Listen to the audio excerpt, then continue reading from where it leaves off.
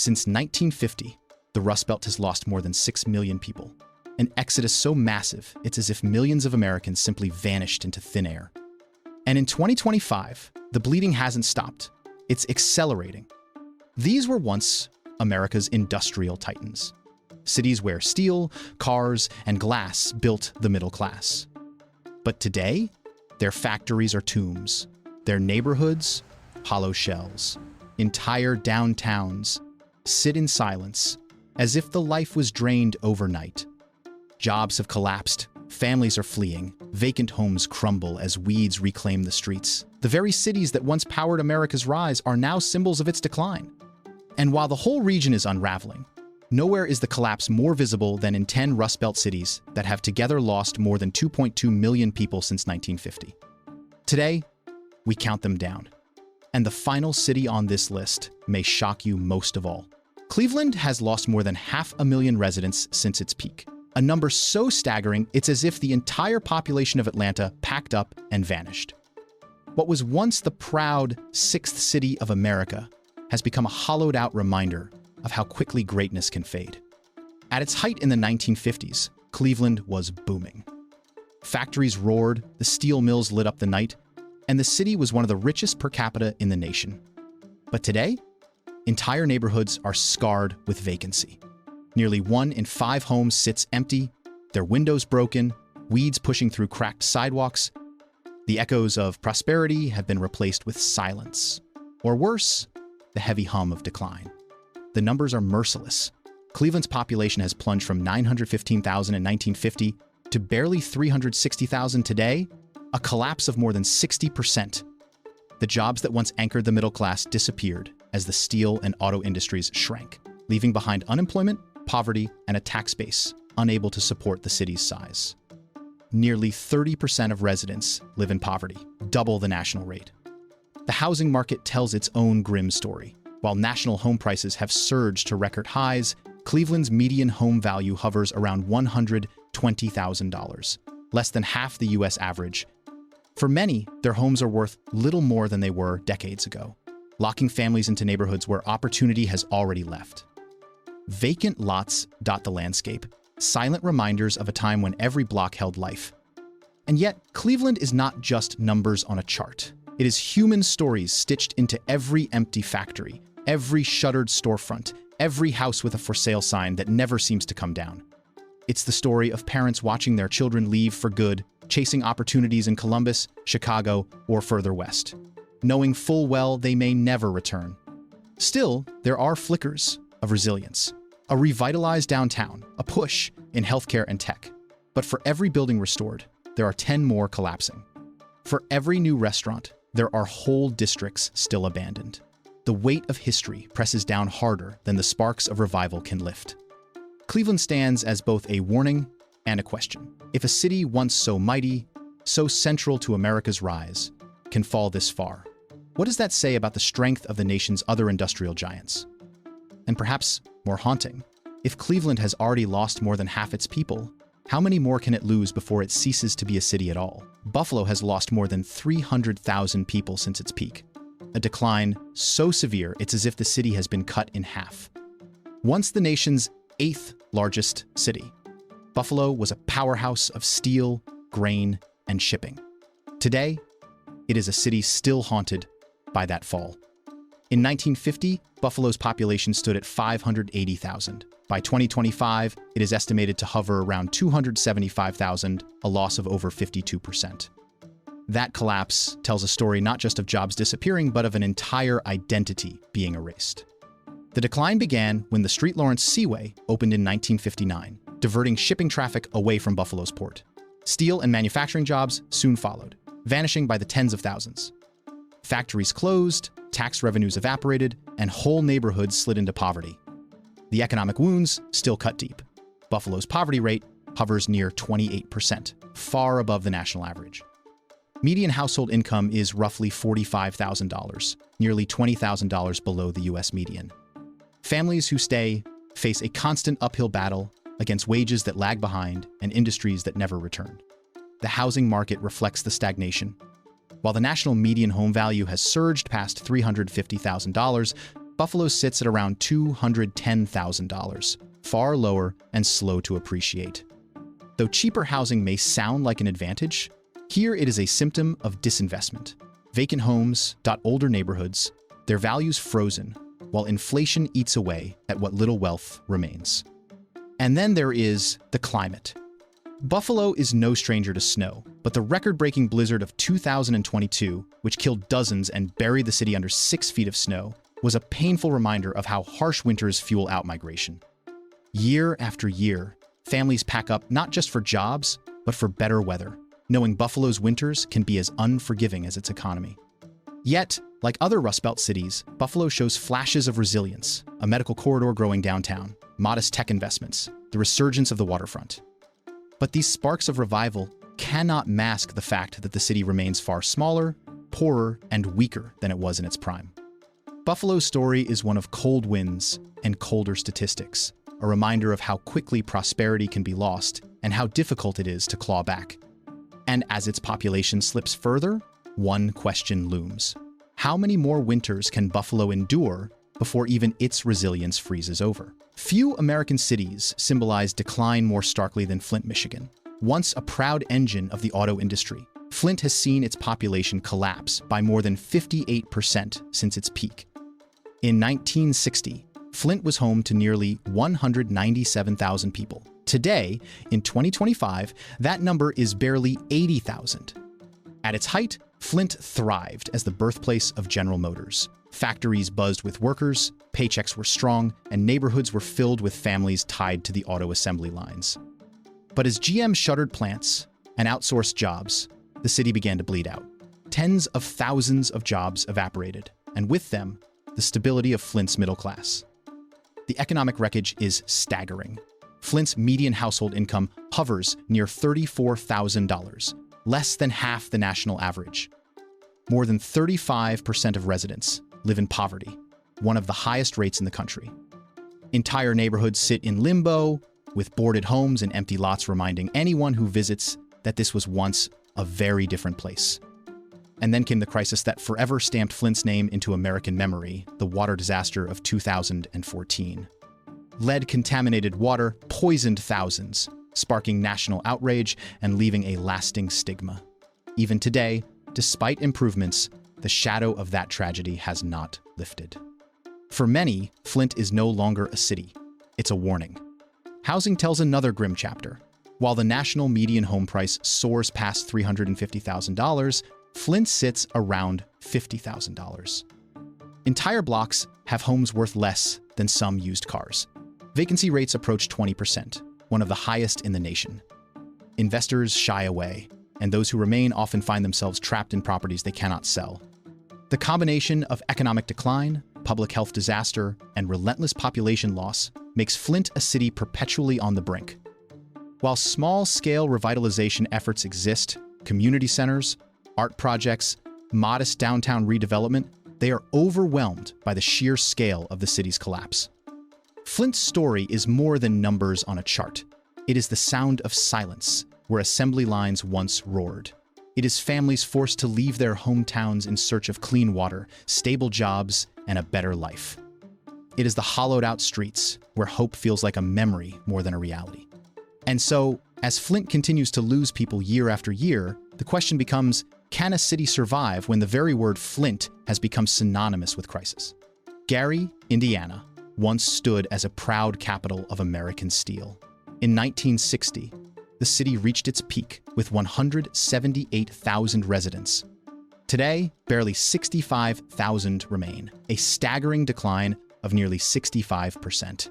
Few places in the United States embody collapse as completely as Gary. The fall began with steel. When the mills cut jobs in the 1970s and 1980s, tens of thousands of workers were suddenly without paychecks. That single collapse set off a chain reaction that Gary has never escaped. Without jobs, families left. As families left, schools closed. As schools closed, crime soared. With rising crime came even more abandonment. Each domino toppled into the next until the city itself was left in ruins. The numbers are chilling. Gary's poverty rate sits above 30%, and unemployment has long outpaced the national average. Vacant homes make up more than 1 in 5 properties, some estimates suggesting entire neighborhoods are more than half empty. In some blocks, silence is louder than life. The housing market reflects the decay. The median home price hovers around $60,000, 1/6 of the national average. While some see this as cheap housing, in reality, it's a symptom of collapse. Few want to buy, few want to invest, and the cycle of abandonment deepens. Driving through Erie feels like traveling through an open-air museum of America's industrial age, except the exhibits are not curated. They are rotting. Rusted steel plants rise like tombstones. Churches stand empty. Entire schools sit shuttered, graffiti covering walls where children once played. Despite attempts at revival, talk of casinos, tourism, and even film production, Erie's struggles have always outweighed its sparks of hope. The gravitational pull of decline has been stronger than the city's ability to rebuild. Erie's story is not just about what was lost, but how quickly one crisis fed another until the city unraveled completely. The steel collapse didn't just cost jobs. It set off a decades-long chain reaction that hollowed out nearly everything. So the question that lingers is this: if Erie was once called the city of the century, what does it mean when a city built for the future becomes a warning from the past? In 1970, Toledo reached its peak, 383,818 residents, fueled by glassmaking and auto plants that earned it the nickname the Glass City. But today, that number has fallen to just over 265,000 in 2025, a loss of nearly 1/3 of its population. Like so many Rust Belt cities, Toledo's decline was not one dramatic collapse, but a chain reaction of smaller shocks. First came the loss of auto manufacturing jobs in the 1980s, as plants downsized or left altogether. Then came the housing crisis of 2008, which left entire neighborhoods scarred with foreclosures. Each wave of decline fed into the next, until Toledo found itself trapped in a cycle it couldn't escape. The statistics paint a sobering picture. 1 in 4 residents lives in poverty. The median household income is about $45,000, far below the national average. Crime rates remain well above U.S. norms, adding another reason for families to leave. The housing market offers little comfort. While the U.S. median home price has soared past $350,000, Toledo's sits near $115,000. Home values here are barely climbing, leaving homeowners with little equity to build wealth. Vacancy rates hover around 15%, and some neighborhoods look more abandoned than alive. What makes Toledo's story particularly tragic is that it has the bones of a great city, a waterfront along the Maumee River, a location on the crossroads of the Midwest, cultural anchors like the Toledo Museum of Art. By geography and history, Toledo should be thriving, yet those strengths have been overshadowed by decades of industrial decline. Even efforts to reinvent Toledo, from small tech startups to downtown revitalization projects, struggle against the weight of its past. For every restaurant opening, another storefront closes. For every loft apartment renovated, blocks of blight remain untouched. The progress is real, but it's outpaced by the decline. The danger for Toledo isn't just that it's shrinking, it's that it risks becoming invisible. Unlike Detroit or Cleveland, Toledo rarely makes national headlines. Its crisis is quieter, but no less devastating. And so, the question for Toledo is this: if a city disappears slowly, block by block, decade by decade, does anyone outside its borders even notice it's gone? Pittsburgh once stood as the very symbol of American steel. In 1950, the city was home to 676,806 residents. Today, in 2025, that number has fallen to around 300,000, a loss of more than 55%. At its height, Pittsburgh's mills roared day and night, forging the steel that built America's skyscrapers, bridges, and battleships. But when the steel industry collapsed in the 1970s and 1980s, tens of thousands of jobs vanished almost overnight. The fallout triggered a chain reaction that reshaped the city forever. Families left by the tens of thousands. Tax revenues cratered, schools closed, entire neighborhoods hollowed out. By the 1990s, Pittsburgh's population had been cut nearly in half. And yet, unlike many Rust Belt cities, Pittsburgh gained a reputation as a comeback story. Universities, healthcare systems, and tech firms moved in. The city was rebranded as a hub for medicine and innovation. National magazines ran stories about Pittsburgh as America's model for urban renewal. But here lies the paradox. Even with this so-called revival, the city continues to shrink. Census counts show steady decline since 1950, with only brief plateaus. And the growth sectors, healthcare and tech, did not replace the steel jobs that once sustained the working class. Instead, they catered to a new demographic, leaving behind entire neighborhoods that never shared in the recovery. The economic numbers reveal this divide. The median household income sits at about $53,000, below the national average. Nearly 20% of residents live in poverty. Meanwhile, home prices, once a bargain, have surged. The median home value has risen above $230,000, pricing many longtime residents out of the very neighborhoods that once struggled with abandonment. What's left is a city with two faces. On one side, gleaming hospitals, tech offices, and revitalized districts where young professionals flock. On the other, aging infrastructure, struggling schools, and neighborhoods where population decline and poverty continue. This is Pittsburgh's unique tragedy. It survived the collapse of steel and found new life. But the benefits of that rebirth were never evenly spread. The chain reaction of decline may have slowed, but it was never fully stopped. And so the question for Pittsburgh is not whether it can survive. It already has. The question is more unsettling. What kind of survival is it when half the city's people are gone and the revival only belongs to some? In 1950, St. Louis was one of America's great cities, home to 856,796 people. By 2025, that number is projected to hover near 290,000. That means St. Louis has lost more than 2/3 of its population in just 75 years, one of the steepest collapses of any major American city. The story of St. Louis is not one of slow erosion, but of a rapid unraveling. The first domino fell in the 1950s and 1960s with white flight. As suburbs expanded, tens of thousands of families fled the city's core. That exodus drained the tax base, which in turn eroded public schools and services. As schools declined, more families left. As jobs disappeared, crime rates climbed. Each stage triggered the next, until St. Louis became a case study in the chain reaction of urban collapse. The statistics are sobering. Today, nearly 24% of residents live in poverty. The median household income sits around $52,000, well below the national average.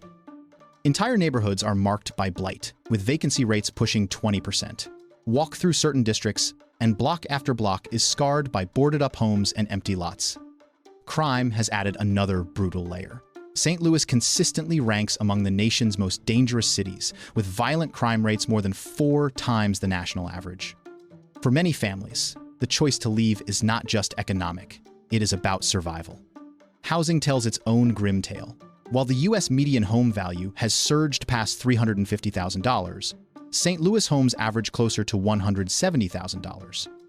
On paper, that looks affordable, but affordability loses its meaning when safety, jobs, and schools are in decline. And yet, St. Louis is not without its strengths.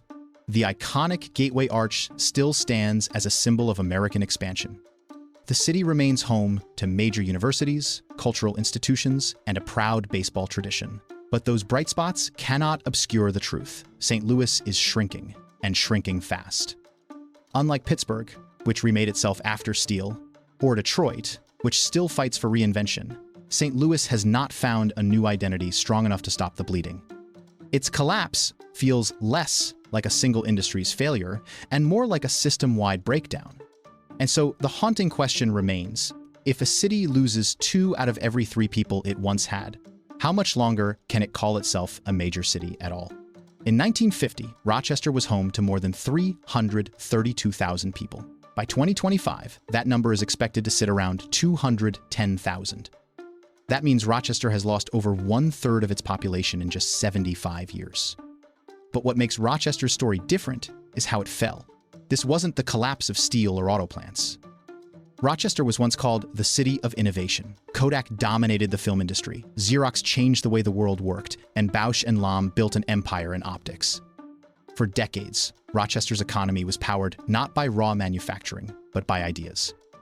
And then, those ideas vanished. Kodak, once employing more than 60,000 people in Rochester alone, filed for bankruptcy in 2012. Xerox, after decades of decline, moved its headquarters and shed thousands of local jobs. Bausch and Lomb was sold off in 2013. Within a generation, Rochester's giants collapsed, leaving tens of thousands unemployed. The chain reaction was immediate. As jobs disappeared, families left. As families left, schools closed. Tax revenues shrank. Poverty surged. By today, nearly 30% of Rochester residents live in poverty, one of the highest rates in the nation. The housing market reflects the stagnation. The median home value sits at just $175,000, compared to the national median of more than $350,000. Entire blocks of homes remain undervalued, their prices barely moving even as the rest of the country sees record highs. For those who stay, wealth creation through housing is almost impossible. And yet, Rochester is not without strengths. The University of Rochester and the Mayo Clinic affiliate hospitals remain major employers. A small tech sector has tried to take root. Downtown redevelopment projects dot the skyline. But these efforts are small against the weight of corporate collapse. For every new startup, thousands of Kodak jobs are still gone. For every building restored, another stands empty. Rochester's story is not just one of population loss, but of broken promises. This was a city built on innovation, told for decades that ideas would sustain it forever. But when the very companies that defined Rochester collapsed, they left behind not just job losses, but a hole in the city's identity. And so the question lingers, like smoke over Lake Ontario. What happens when the city of innovation runs out of ideas?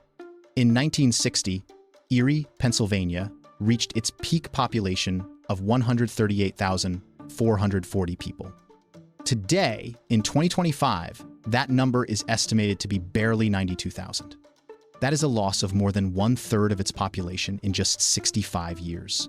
A staggering collapse for a city of Erie's size. The first domino fell as manufacturing jobs began to disappear. Erie had once thrived on heavy industry, plastics, and shipping along Lake Erie. But as plants closed or automated in the late 20th century, the city's workforce shrank. Families who had relied on stable factory jobs were left behind, and the city entered a cycle of decline. That job loss triggered a chain reaction. As families left, the city's tax base withered. Schools began to struggle, city services faltered, and neighborhoods hollowed out. Into that vacuum crept another crisis: opioids. Erie has been hit especially hard by the opioid epidemic, with overdose deaths climbing sharply over the past 2 decades. Addiction further eroded what was left of the workforce, leaving more homes empty, more children in poverty, and more families fractured. The statistics reveal the depth of Erie's struggles. Nearly 25% of residents live below the poverty line. The median household income is just about $46,000, far behind the national average. Vacant lots and abandoned houses mark the city's hardest-hit neighborhoods, reminders of lives interrupted and opportunities lost. Housing prices reflect that stagnation. While the U.S. median home value now tops $350,000, Erie sits closer to $120,000. On paper, this looks like affordability, but in reality, it reflects weak demand. Many homes linger on the market, and property values have struggled to keep pace with inflation. And yet, Erie is not without hope. Its location on Lake Erie gives it natural beauty. Presque Isle State Park remains a jewel, drawing visitors every summer. Efforts at revitalization downtown breweries, restaurants, small tech offices do exist, but they remain small sparks, not enough to reverse decades of population loss. Erie's story is one of scale. When a city of less than 100,000 loses nearly half its people and a significant share of its workforce, the impact is devastating. Every closure, every family departure is magnified. Every boarded home feels like a wound. And so the haunting question for Erie is this: how long can a small city withstand the weight of so many crises before it simply fades from the map altogether? In 1960, Akron, Ohio, stood at its peak with 290,351 people. Today, in 2025, that number has fallen to around 185,000. In just over 60 years, the city has lost more than 1/3 of its population.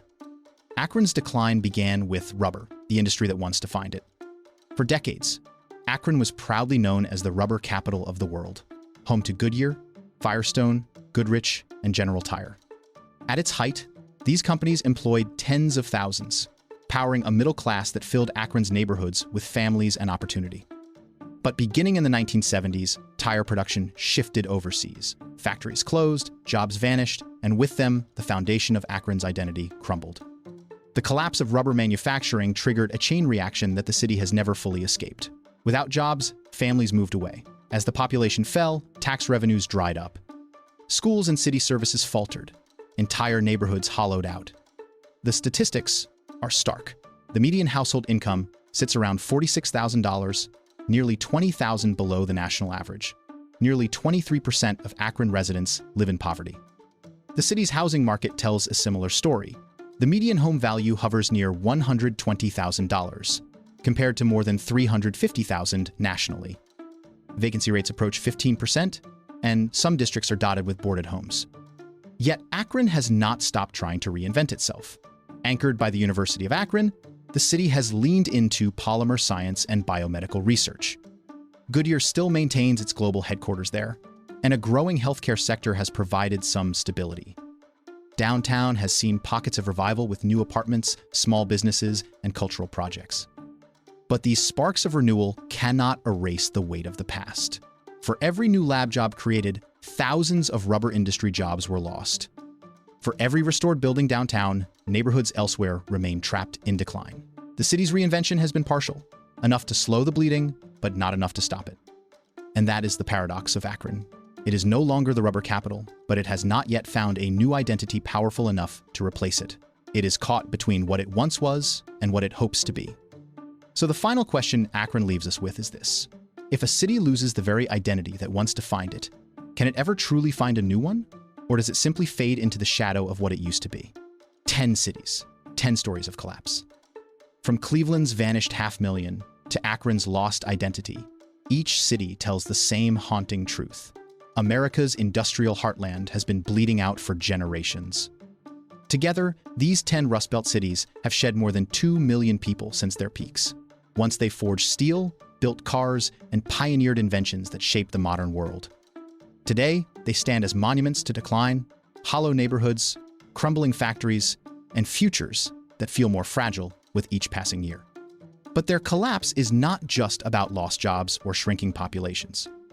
It is about the chain reactions that followed, when one closure triggered another, when one departure led to 10 more, when the exodus became unstoppable. It is about communities fractured, families scattered, and identities erased. And yet, within the rubble, questions linger. How many more cities will follow?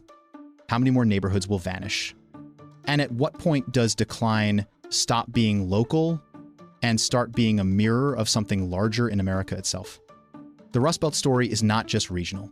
It is a warning of what happens when industry collapses, when cities are left to fend for themselves, and when decline becomes normalized. If this story gripped you, if you want to see the unfiltered truth about America's cities, stay with us, because this is only one chapter.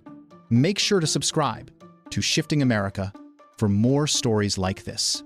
Stories of collapse, of migration, of survival, stories that reveal where America is heading and what it means for all of us.